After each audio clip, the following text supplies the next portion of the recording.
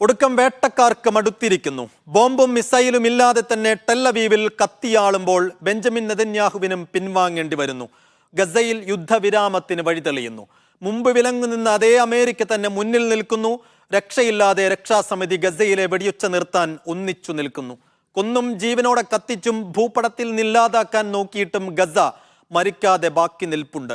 കത്തിയമർന്നതിൻ്റെ കരിപ്പാടുകളില്ലാത്ത ഇടങ്ങൾ അധികമില്ലെങ്കിലും അഭയാർത്ഥി ക്യാമ്പിലെ മരണത്തിന്റെ മണമുള്ള ടെന്റുകളിൽ ഈ ആശ്വാസത്തിന്റെ നെടുവീർപ്പ് ഈ സമയം ഉയരുന്നുണ്ടാകാം. തിരിച്ചു ചെന്നാൽ കണ്ണിലുടയുന്ന നഷ്ടങ്ങളുടെയും വിയോഗങ്ങളുടെയും കോൺക്രീറ്റ് കൂനകളെക്കുറിച്ച് ആലോചിക്കുമ്പോൾ ആ ടെന്റിനകത്ത് വീണ്ടും ഒരു നെടുവീർപ്പ് ഉയരും. എന്തായാലും ഗസയിൽ വെടിയൊച്ച നിലക്കാൻ പോകുന്നു. ആശ്വാസത്തിന്റെയും പുതുപ്പുലരി എത്രയും വേഗം പിറക്കട്ടെ എന്ന് വിചാരിക്കാം. നമ്മോടൊപ്പം അതിഥികളുണ്ട്. അതിനു മുമ്പ് ഗസയിൽ സമ്പൂർണ്ണ വെടിനിർത്തൽ സാധ്യമാകുന്ന പ്രമേയം എങ്ങനെയാണ് അവതരിപ്പിക്കപ്പെട്ടത്, പ്രമേയത്തിന്റെ ഉള്ളടക്കം എന്താണ്, പെട്ടെന്നൊന്ന് അതിന്റെ വിശദാംശങ്ങളിലേക്ക് പോയി വരാം.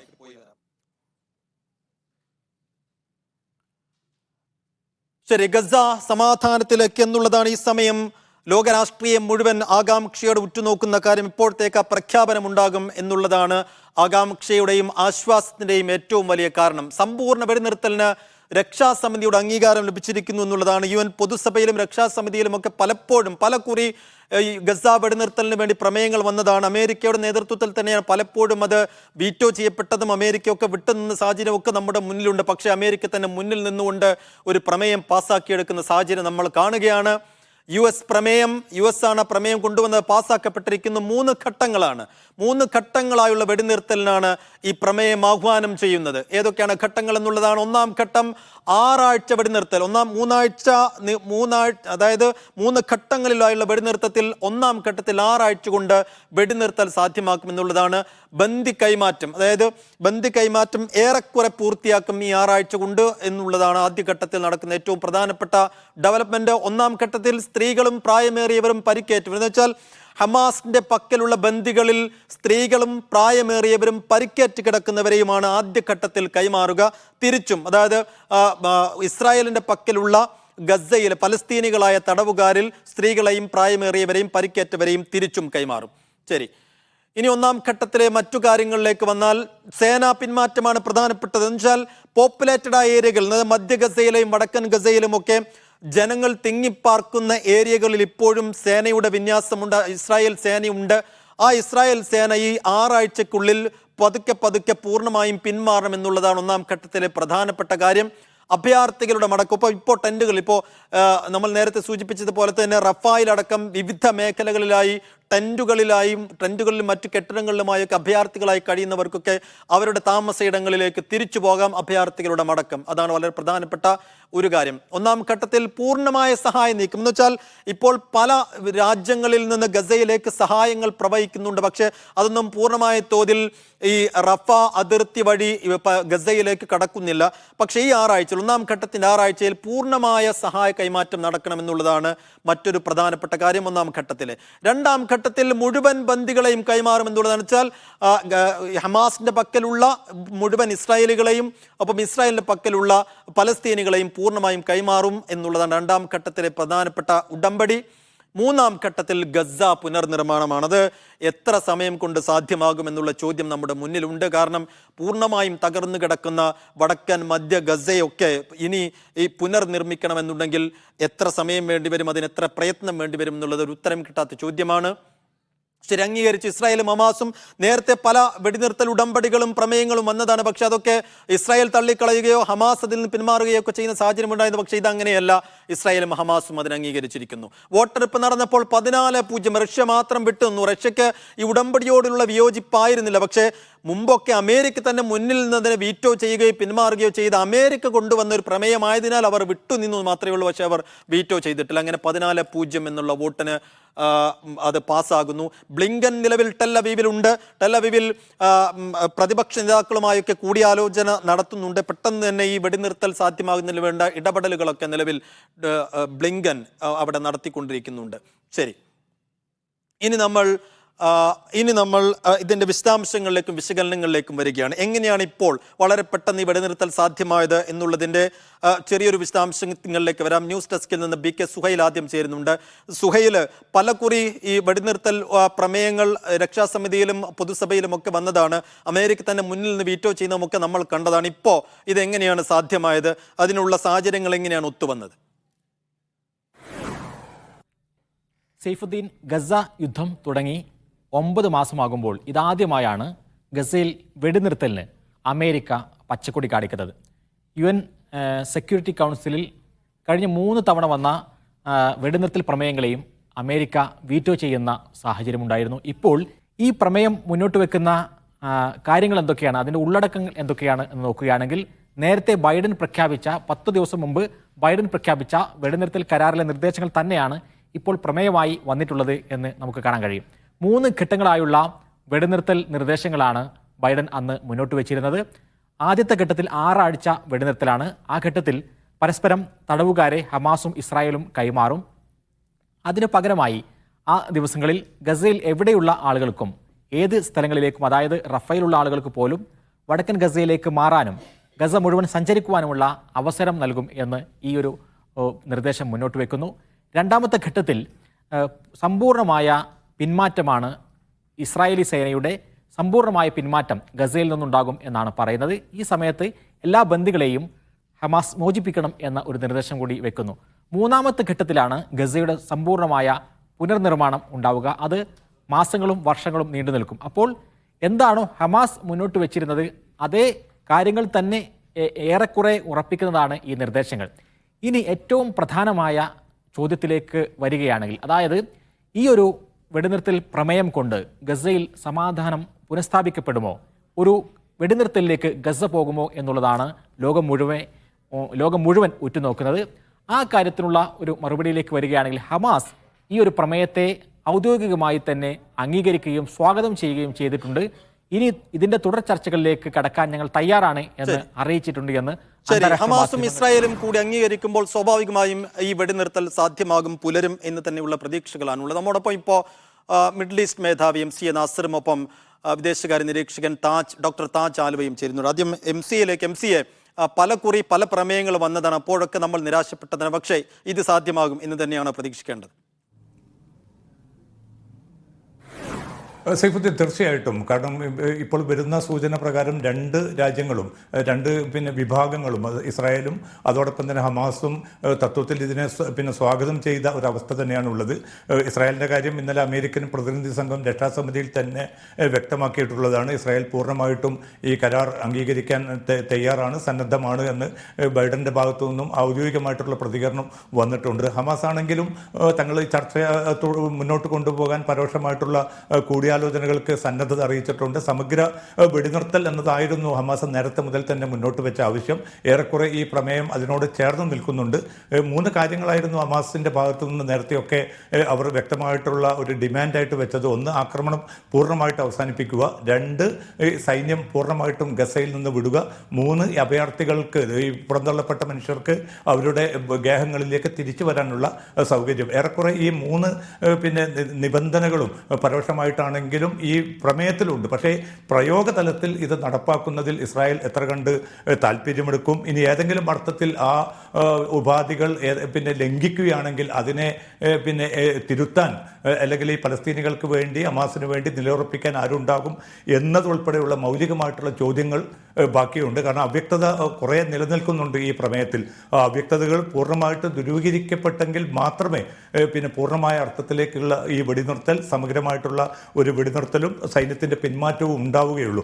അതിന് UN-ൻ്റെ മേൽനോട്ടത്തിൽ അല്ലെങ്കിൽ സ്വതന്ത്രമായിട്ടുള്ള ഒരു വേദിയോ മറ്റോ ഈ നിരീക്ഷണത്തിന് വേണം എന്ന ഒരു അഭിപ്രായം സ്വാഭാവികമായിട്ടും ഹമാസ് ഉയർത്തുമെന്ന റിപ്പോർട്ടുകൾ പുറത്തു വരുന്നുണ്ട്. ഏതായാലും ഖത്തറാണ് ഇപ്പോൾ ഹമാസിനെ പൂർണ്ണമായിട്ടും സ്വാധീനിക്കാനും അല്ലെങ്കിൽ അവരെ ഈ ഒരു കരാറിൻ്റെ പ്രാധാന്യം ബോധ്യപ്പെടുത്താനുമുള്ള തിരക്കിട്ട നീക്കങ്ങൾ നടത്തുന്നത്. മധ്യസ്ഥ രാജ്യങ്ങളുമായിട്ട് തുറന്ന ചർച്ചകൾക്കും ഹമാസ് സന്നദ്ധത അറിയിച്ചിട്ടുണ്ട്. ഏതാണ്ട് 37,000 10,000 പേർ കൊല്ലപ്പെടുകയും ഏതാണ്ട് 86,000-ലധികം പേർക്ക് പരിക്കേൽക്കുകയും ചെയ്ത 9 മാസത്തിലെത്തി നിൽക്കുന്ന ഈ യുദ്ധം അവസാനിച്ചു കാണണമെന്ന് ലോകം ഒന്നാകെ ആഗ്രഹിക്കുന്ന ഒരു ഘട്ടത്തിലാണ് UN രക്ഷാസമിതി ലോകം ഒന്നാകെ ആഗ്രഹിക്കുന്ന ഒരു ഘട്ടത്തിൽ ആശ്വാസത്തിന്റെ വാർത്തകൾ. MCയിലേക്ക് ഞാൻ വരാം. ഡോക്ടർ താജ് ആലുവ കൂടി നമ്മോടൊപ്പം ഉണ്ട്. ഡോക്ടർ താജ് ആലുവ, ഇതിലിപ്പോ മുൻപത്തെ പോലെയല്ല, ഇത് നടക്കാൻ പോകുന്ന ഒന്ന് തന്നെയാണ് എന്നുള്ള തോന്നലിന് എത്രത്തോളം പ്രസക്തിയുണ്ട്? ഹമാസിന്റെ ഒരു സ്റ്റാൻഡ് എന്താണ് ഈ ഘട്ടത്തിലും? ഖത്തറാണ് ഹമാസിന് വേണ്ടി സംസാരിക്കുന്നത്, മധ്യസ്ഥം വഹിക്കുന്നത് മനസ്സിലാക്കുകയാണ്. അപ്പോൾ ഇത് എപ്പോഴത്തേക്ക്, എന്ന് വെച്ചാൽ രക്ഷാസമിതി ഒരു പച്ചക്കൊടി വന്നിരിക്കുന്നു, എപ്പോഴത്തേക്ക് ഒരു പ്രഖ്യാപനം ഉണ്ടാവും എന്ന് കരുതണം നമ്മൾ? സൈഫുദ്ദീൻ, ഇതില് ഏറ്റവും പ്രധാനപ്പെട്ട ഒരു സംഗതി, നമ്മള് ഹമാസിന്റെ ഭാഗത്തു നിന്ന് ഇപ്പോൾ ഈ പ്രപ്പോസലിനെ, ഐക്യരാഷ്ട്രസഭ മുന്നോട്ട് വെച്ച ഈ പ്രമേയത്തെ സ്വാഗതം ചെയ്തുകൊണ്ടും അതുപോലെ തന്നെ അതിനെ പരിപൂർണമായും സ്വീകരിച്ചുകൊണ്ടുള്ള ഒരു പ്രസ്താവന അല്ലെങ്കിൽ അങ്ങനത്തെ ഒരു സന്ദേശം പോയി കഴിഞ്ഞു. അതുകൊണ്ട് തന്നെ ഹമാസിന്റെ ഭാഗത്തു നിന്ന് ഇതിൽ ഈ സീസ് ഫയറിന്റെ എല്ലാ കണ്ടീഷൻസും അത് നടപ്പാക്കാനുള്ള പരിപൂർണമായ സഹകരണം ഉണ്ടാകും എന്ന് തന്നെയാണ് പ്രതീക്ഷിക്കപ്പെടുന്നത്. പ്രത്യേകിച്ച് ഒരു ഫോർമൽ രൂപത്തിൽ അത് റിട്ടേൺ ആയി അല്ലെങ്കിൽ ഐക്യരാഷ്ട്രസഭയും അതുപോലെ തന്നെ അമേരിക്കയ്ക്ക് ഉദ്ദേശിക്കുന്ന ഒരു രൂപത്തിൽ അതൊരു മെസ്സേജായി എത്തുക എന്ന ഒരു കാലതാമസം മാത്രമാണ് ഇപ്പോൾ ഈ സീസ് ഫയറിനുള്ളത്. പക്ഷേ ഇതിന്റെ ഏറ്റവും പ്രധാനപ്പെട്ട ഒരു വിഷയം അപ്പുറത്താണ്. അതായത് നമുക്ക് കാണാൻ സാധിക്കുന്നത് ഇസ്രായേലിന്റെ ഭാഗത്ത് നിന്ന് ഈ ബന്ദികളെ ഘട്ടം ഘട്ടമായി മോചിപ്പിക്കുക, അതുപോലെ തന്നെ ഫലസ്തീനി തടവുകാരെ ഇസ്രായേലും മോചിപ്പിക്കുക, അതിനുശേഷം ഈ മോചിപ്പിക്കുന്നതോടൊപ്പം തന്നെ ഒരു പൂർണ്ണമായ വെടിനിർത്തൽ, ഏതാനും ആഴ്ചകൾ വെടിനിർത്തുക, അതിനുശേഷം ഗസ പുനർനിർമ്മാണത്തിന് സഹായമൊരുക്കുക.